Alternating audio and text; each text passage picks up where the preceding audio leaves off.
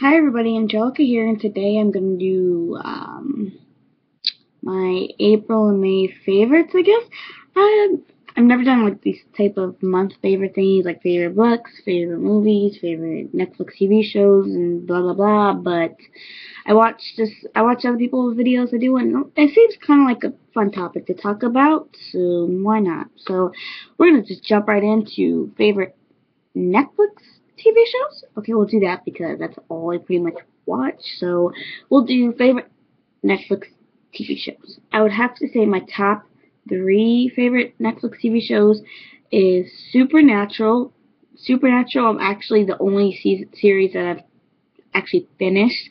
I finished season 9 last week. That Supernatural took April and May. It took my whole 2 months. Like that was nonstop what I was watching when I had time. That was just my show.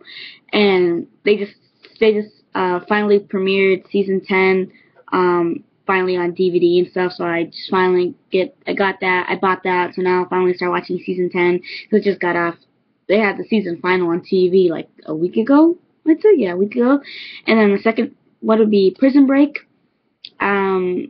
Prison Break I started watching and then I stopped because I got into Supernatural, and then so I started back on Prison Break since my Supernatural life is finished until I get to season 10. So but yeah, I'm on season 2 of Prison Break, and that's actually pretty freaking good. If you're kind of like a person that's into shows where there's a bunch of secrets and you don't know what's going to happen, you don't know who to trust, you don't know, there's so many secrets that lie in between the show. There's so many, you can't trust nobody. I just don't trust anybody. I'm like, something's up with him, something's up with her. There's nobody you can trust in that show.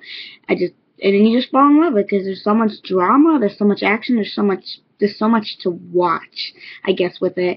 And my third one would have to be The Fosters. I am on season 1 still, though. Sadly, I haven't got around to getting really into it. I'm just into other shows at the point, and it hasn't been that good where it takes the place of Supernatural and Prison Break. But once I finish Prison Break, I'll possibly finish the rest of The Fosters. The Fosters, I've seen a bunch of trailers on different seasons, and it looks like it gets really good. So I'm just going to give it another shot and go for it, which is what I'm going to do. But those are my top three favorite Netflix shows, what I have to say, even though they're not technically home Netflix shows, but whatever. Okay, my top 3 favorite movies that I watched this last 2 months, and I've actually watched a lot of movies. Usually I don't go to the theaters that often, but this last 2 months I've just been why not? So I've been going to the theaters a lot. Home, which was a cartoon. It's really, really, really touching cartoons. I loved every moment of it. I cried at the ending, even though I shouldn't have cried because there was no reason for me to cry, but I cried anyways. And then a second one would have to be Pitch Perfect 2. Really freaking good. It was a lot better than the first one. I laughed a lot. I loved the music they played. It was just fucking awesome. I loved every minute of the movie. And then a third one, I guess, I don't really have a favorite third one, but I guess if I had to pick a third one, it'd be San Andreas. I just watched that like 3, 4 nights ago. It was really good. The reason I say it's kind of my favorite for these 2 months is because it was non-stop action. 5 seconds in, it was action, action, action. There was no slow moments. I cried in that one too. Even though I didn't have to, but you get attached to characters and you think something's gonna happen that really isn't gonna happen, and then you don't find out it's not gonna happen until the ending, and then you're crying already halfway through, and then you realize it's not gonna happen, and you're like, wow, I'm crying for no reason, but you can't stop the tears from falling down your face. Your makeup's running, but you can't really do anything about it because you're really sad because you're watching the screen TV and you're like, oh my god, cry, cry, cry, and then it turns out to be something different. You're like, are you fucking serious? But you're still crying for some odd reason because your emotional attachments to that character, to that scene, to that situation has made you cry. But it's now it's a happy ending, but yet your tears are still sogging your face. Sorry, I talked really fast, but that was a moment of weakness in that movie. There was a moment of weakness for me in that movie. Okay, now off to books. I'm going to do way more than top 3 books. So, I would have to say my top favorite book that I've been reading this last month is Nowhere But Here by Katie McGarry. I do not care what you think about Katie McGarry. I don't care what you think about Katie McGarry's book. I don't care how you think of she is a person. I don't care what you think about life. Unless you've read this book, you haven't lived life until you've read this book.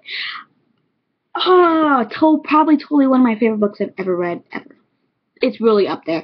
I cannot explain why. I don't know. I really don't know. I'm usually the type of person that honestly likes more of the in a book, like the sexual tension. This book had that more than her other books, and that's why I fell in love with it. I've read books that have more in it, and I've loved those too, but just the way the characters feel about each other, the way they act, the way she had their personality set up, the way they respond to each other, the way they respond to their families, the situations that they get put in, the actions that they're in, the actions that happen throughout the book, their way of showing loyalty to each other, the way they're showing loyalty to their family, showing loyalty to people that aren't even their blood, but consider yet family. It's just such a good book. I mean, I haven't finished it. I have a little bit left, but I fucking slammed through this book, so that's a plus. I recommend Nowhere But Here by Katie McGarry.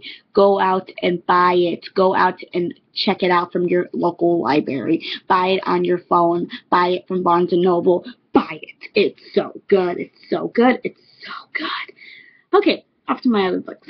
I would have to say Fallen Too Far has kind of taken my last couple months because I've been really wanting to read that series because I had just finished the Seabury series and then I was like, fuck, I really want to read Fallen Too Far, and now I finally got money from a job, so I was like, I'm gonna fucking spend my money on books. So I bought the whole Fallen Too Far series and I'm slamming through it pretty quickly and I am falling in love with it. Fallen Too Far, read it, read it, read it.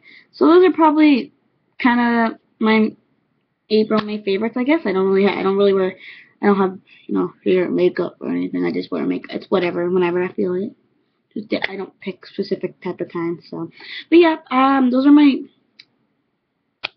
April, May favorites. So those are my book recommendations, my TV show, Netflix recommendations, my movie recommendations, and those are my favorites throughout life. Have a good day. Bye.